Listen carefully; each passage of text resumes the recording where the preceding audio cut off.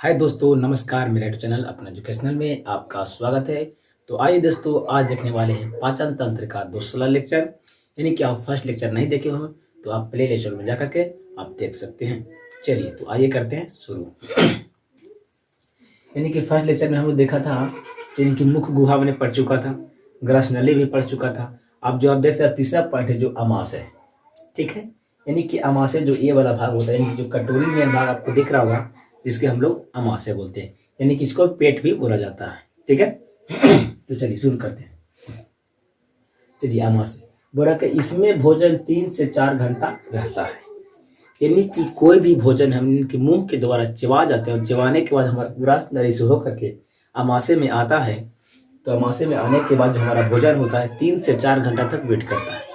यानी कि जो मुंह के द्वारा पचा हुआ जो भोजन होता है उसको हम लोग बोलते हैं बोलस, ठीक है।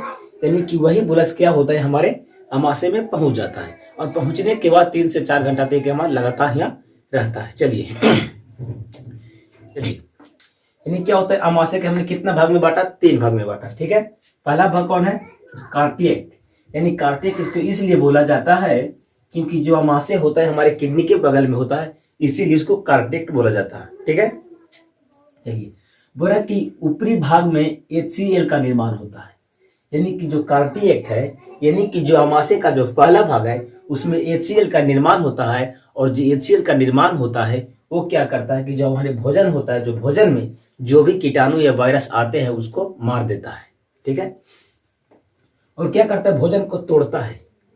यानी कि जो हम भोजन मुंह के द्वारा चबाते हैं जिसको हमने क्या बोलते हैं, बोलस बोलते हैं। और बोलस जो भोजन होता है यानी कि पूर्ण रूप से पचा हुआ नहीं होता है, यानी कि पूर्ण रूप से टुकड़ा नहीं हुआ रहता है, जिसके क्या करते हैं HCl उसको पूरा टुकड़ा करने में मदद करता है, ठीक है। चलिए फिर है फांडियक। फांडियक क्या करता है, चलिए दूसरा वाला बोला कि कांटानुमा रुझि भोजन को रोकने में मदद करता है। यानी क्या था, पहला भोजन क्या था, मोलस, मुंह के द्वारा जो भोजन पचा उसको हमने बोलस बोला। और जो अमाशय में जो भोजन पच जाता है जिसको हम लोग बोलते हैं काइस, ठीक है। यानी कि काइस में इसको आ जाएगा, जब अमाशय द्वारा जो भोजन पच कर जो काइस में आता है यानी कि फंडियक में आता है, तो इसमें रोकने की व्यवस्था होना चाहिए। यानी कि जो कांटानुमा जो संरचना होता है उसको भोजन को रोकने में मदद करता है, ठीक है।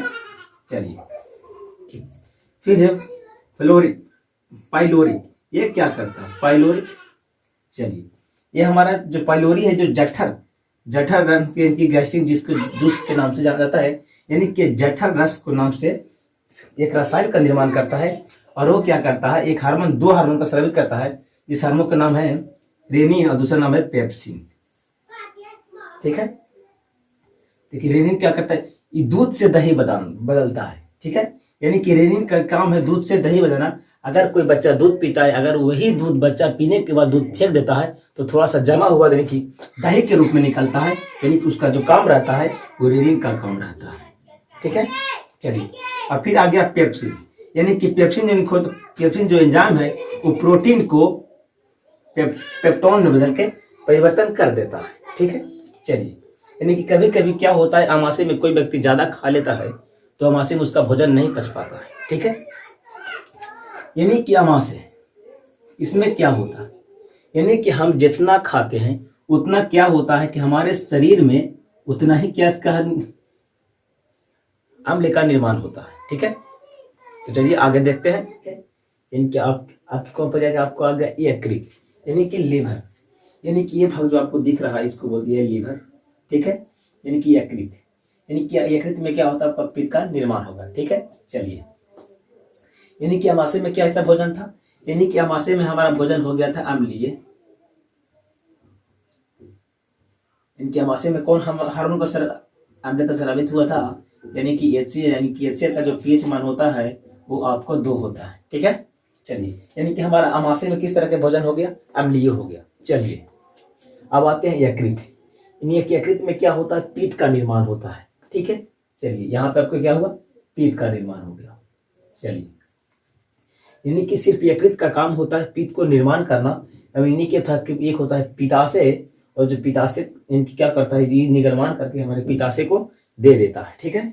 चलिए, यानी कि पित्त का pH मान कितना होता है, आपको 8 होता है, ठीक है।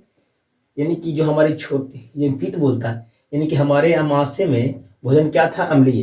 यानी कि अम्लीय में जो तीनों हमारी अमाशय से कट वहां से क्रॉस करेगा, तो क्रॉस करने के बाद जो हमारी छोटी आता है, ठीक है, वो बोलता है कि भैया हम जो भोजन आप क्या था, पहले भोजन क्षारीय अम्लीय था, लेकिन इसका का नाम है कि भैया हम अम्लीय भोजन को नहीं, हमको क्षारीय भोजन चाहिए, ठीक है। यानी कि क्षारीय भोजन को हम पचा सकते हैं, अम्लीय को हम नहीं पचा सकते हैं। चलिए, तो ये बोलता है यकृत, हम उसको एक पित्त का स्रावित करके देंगे, यानी कि जिसका जो पीएच मान होता है वो 8 होता है और ये क्षारीय होता है, ठीक है।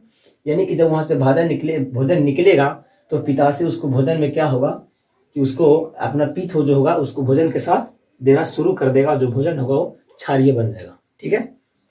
चलिए, बोल रहा है कि क्षारीय भोजन बना देगा, ठीक है। कौन? जो पित्त है, जो भोजन को क्षारीय बना देता है और एंजाइम ना होकर भी भोजन को पचाने का कार्य करता है।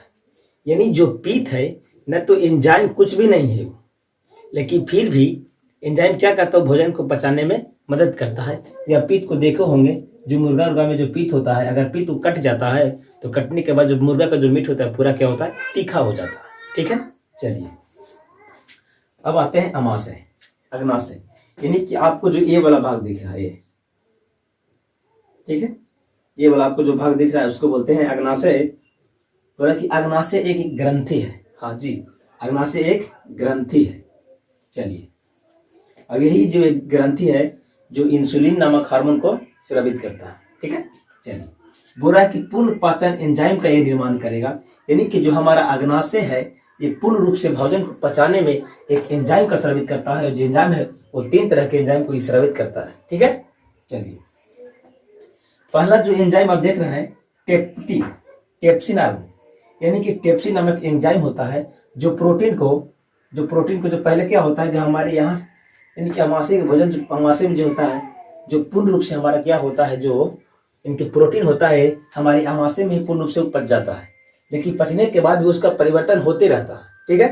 यानी कि जब अमाशय के बाद भोजन जो हमारी छोटी आंत में आता है, जब छोटी आंत में आने के बाद एक अग्नाशय होते एक हार्मोन का स्रावित करता है, जिस हार्मोन एंजाइम का नाम है पेप्सिन, ठीक है, सॉरी टेप्सिन, ठीक है। जो प्रोटीन को पल्टो यानी कि पेप्टाइन में बदल के देता है, ठीक है। अब एलामाइड ये क्या है, चलिए, दूसरा हार्मोन है एलाइजमिन, यानी कि स्टार्च। यानी कि स्टार्च को क्या करता है, परिवर्तन, यानी कि स्टार्च को पचाने में मदद करता है। पहला पॉइंट देख चुके थे, यानी कि जो हमारा स्टार्च था वो तो हमारे मुंह में ही पच जा रहा था, ठीक है।